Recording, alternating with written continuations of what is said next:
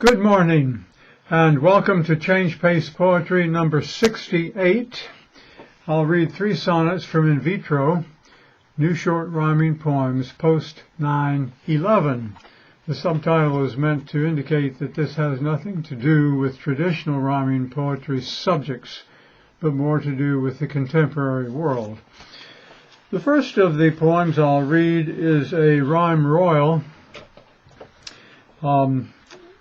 Before I get into that, all 3 of the poems I'll read presuppose that the Anunnaki, who were astronauts from the planet Nibiru, landed on Earth about 450,000 years ago. There is an explicit reference to that in the first of these poems. There's no mention of it in the second because its subject is larger and the Anunnaki are simply background assumptions. And there is a very explicit reference to it in the third poem. Again, this is a rhyme royal, and it's called A Crone's Advice to a Young Bride. And then at the top of the page it says, as a parenthetical remark, do you suppose she's heard of the Anunnaki astronauts in those earliest recorded UFOs? The poem is written for my wife. Beware your juices and the males to boot.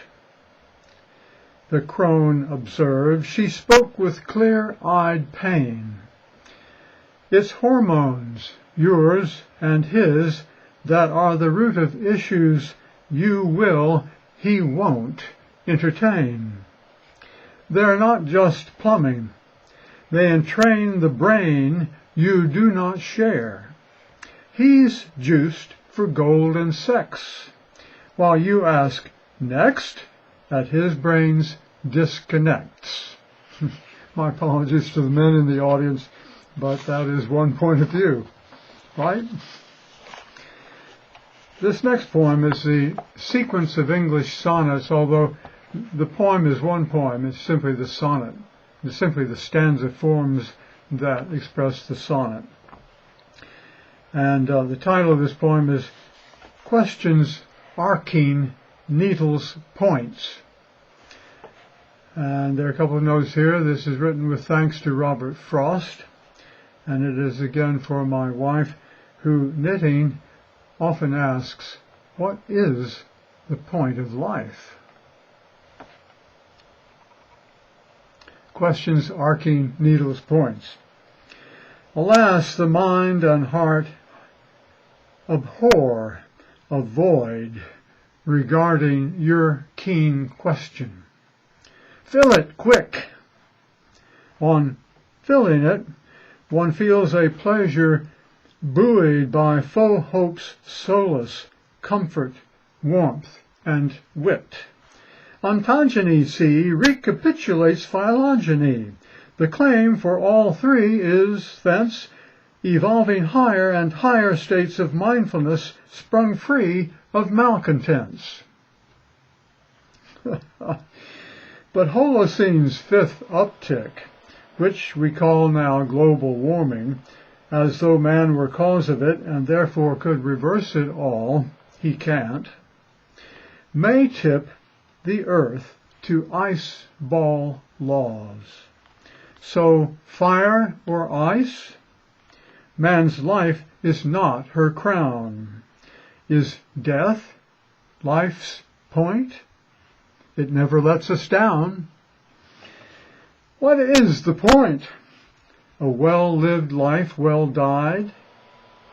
Is life a sweater knit up from a void, from chaos, sheared wool combed and spun and dyed with art that graceful fingers have employed? Is life just knit by knit and pearl by pearl, looped by each knitter to a neat design? Some neckline graced by cables for a girl who treasures it and calls it just divine. Is life a sweater for a sailing man?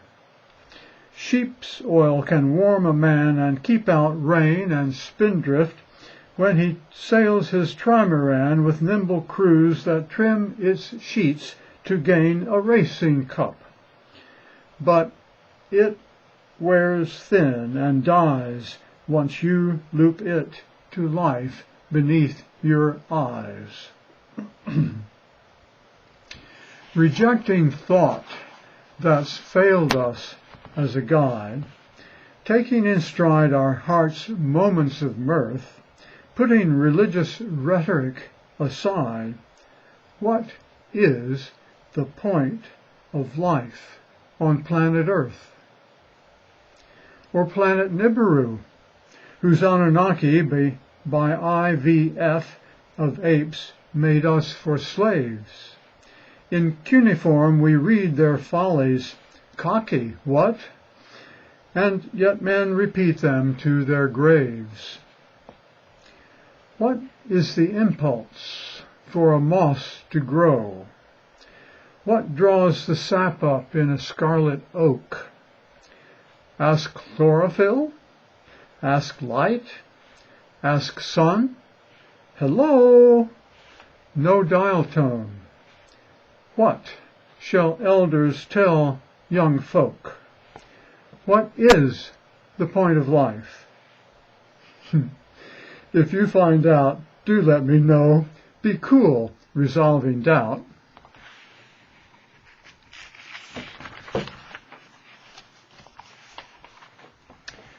Now, this third poem, which is called Bagged in Baghdad, is written with thanks to Zachariah Sitchin, whose Earth Chronicles detail all of the goings-on of the Anunnaki and the aftermath.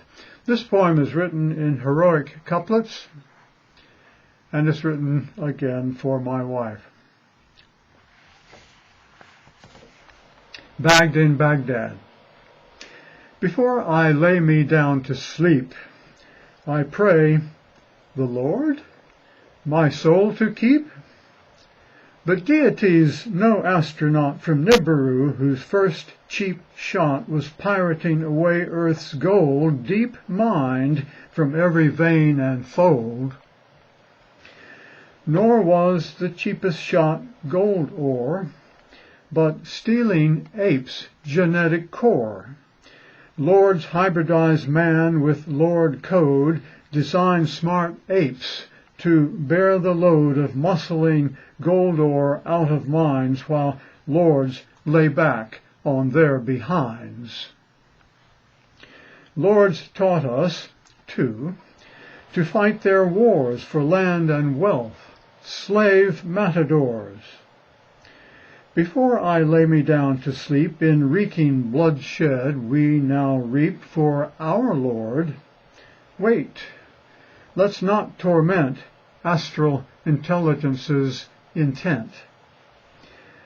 Einstein said, dark is lack of light, cold, heat, and evil, good. Despite man's intellectual overlays, it's plain. It's no cathedral maze of stone we grope, our fingers crossed, bloodied, cobwebbed, and, like us, lost. I thank astral intelligence for feeling still intact with sense, which thrives and guides us as evolved. That's free of need to be absolved. It calls us toward a common good and seeks for earth one neighborhood. But greed shouts out, technology, as though it were the end-all be-all. Gulp the black gold, yellow, more. Dismissing light and good, we war.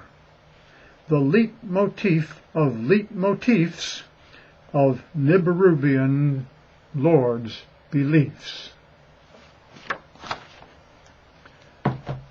Rather serious, that last one. This wouldn't be complete if I didn't invite you to visit jamiesonspoetry.com. I can't get this into focus quite. You can see all the videos on this series, all 68 of them, including the texts, which will help some people who have difficulty with my enunciation. But if you've been there and done that and would like to check out a book, then you can find those at Amazon.com. Simply search for Leland Jamieson. And thank you for coming today.